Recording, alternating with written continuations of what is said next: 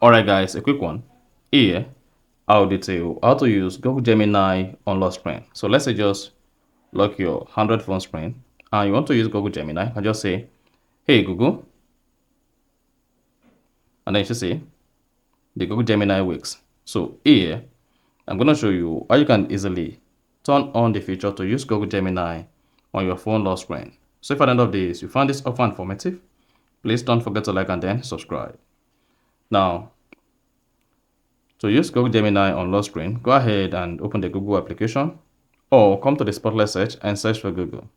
Mark you, this is available on all Android devices, so go ahead and click on the Google application and connect your Android phone to the internet via Wi-Fi or mobile data. Then click on the profile icon at the top right, scroll down and click on Settings. On the Settings page, scroll down, locate and click on Gemini. Now, under Gemini, scroll down the page, then you should see Gemini on lock screen. Go ahead and click on that. Use Gemini where your screen is locked.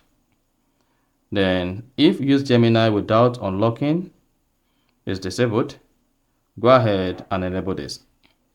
Now, if you want to make call and send messages on lock screen or without unlocking your Android phone, go ahead and turn this on, and now you'll be able to put a call through using Google Voice Assistant on your Android. So that's exactly how to use Google Gemini on lock screen. Then, if you go back to your phone screen and say, hey Google,